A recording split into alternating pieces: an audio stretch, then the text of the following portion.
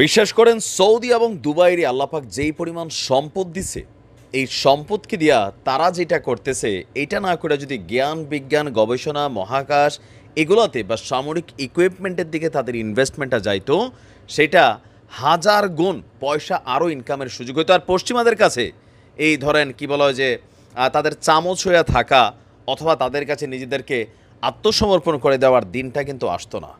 আজকে ইরান যে জিনিস বানাচ্ছে, আমার কাছে মনে হয় যে আগামী 10 বছরে ইনশাআল্লাহ যদি ইরানের এই প্রবৃদ্ধি থাকে, তাহলে আমেরিকা বলেন, জার্মানি বলেন, যুক্তরাজ্য বলেন, প্রত্যেকটা রাজ্যরে বিট করার ক্ষমতা থাকবে ইরানের।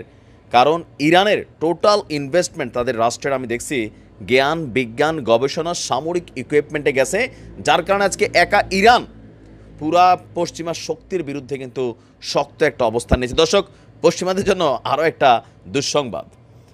আপনাদের মহাকাশ নিয়ে তো মোটামুটি ধারণা আছে, আমরা আসলে এখনও বাংলাদেশ ওই লেভেলে যাইতে পারি না, অন্য দেশের উপর নির্ভর করে আমরা স্যাটেলাইট পাঠাই।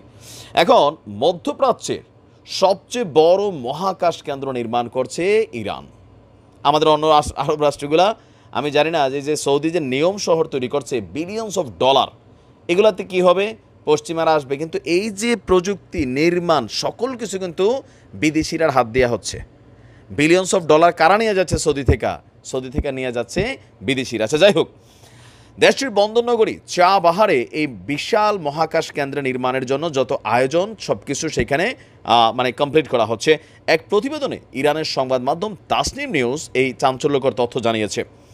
ইরানের যোগাযোগ এবং তথ্য প্রযুক্তি মন্ত্রী ঈশা জারিপুর বিষয়টি নিশ্চিত করে বলছেন, সিস্তান এবং বেলুচিস্তান এই এলাকার মধ্যে কেন্দ্রটির 56% নির্মাণ কাজ সম্পন্ন করা হয়েছে। আগামী 2025 সালের ফেব্রুয়ারির মধ্যে কেন্দ্রটি সম্পূর্ণভাবে চালু করতে যাচ্ছে ইরানের মহাকাশ এবং যারা গবেষণা সংস্থা আছে। এটি শুরু হলে তেহরান এই কেন্দ্র থেকে মহাকাশযান উৎক্ষেপণ করতে পারবে বলেও জানিয়েছেন আপনার মন্ত্রী। স্যাটেলাইট উৎক্ষেপণের ক্ষেত্রে অন্যান্য আন্তর্জাতিক মহাকাশ কেন্দ্রের সাথে একযোগে কাজ করবে, ফলে দেশটির অর্থনীতিতেও ভালো অবদান রাখবে বলে আশা করছেন বিশ্লেষকরা। আর এই টোটাল কাজের পেছন থেকে বা প্রকাশ্যে যারা সহযোগিতা করছে, দেশটির নাম কি? ওয়ান অ্যান্ড অনলি ব্লুটুথ কাকা পুতিন কাকু।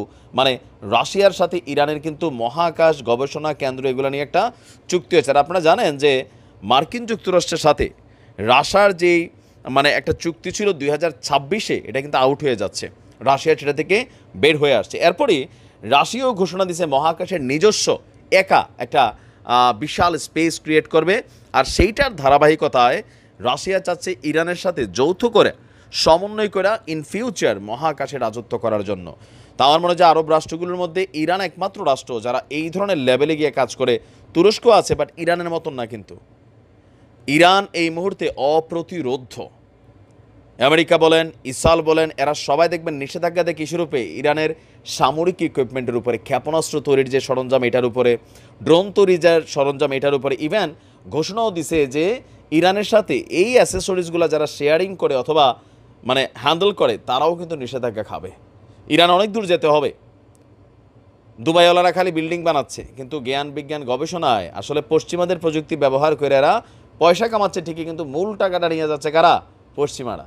ইরান সেই ক্ষেত্রে ভিন্ন। আমরা আশা করি আরব রাষ্ট্রগুলা ভবিষ্যতে নিজেদের এদিকটাতে মনোযোগ দেবে। গবেষণা নাই বললেই চলে। ভালো থাকুন। আসসালামু আলাইকুম।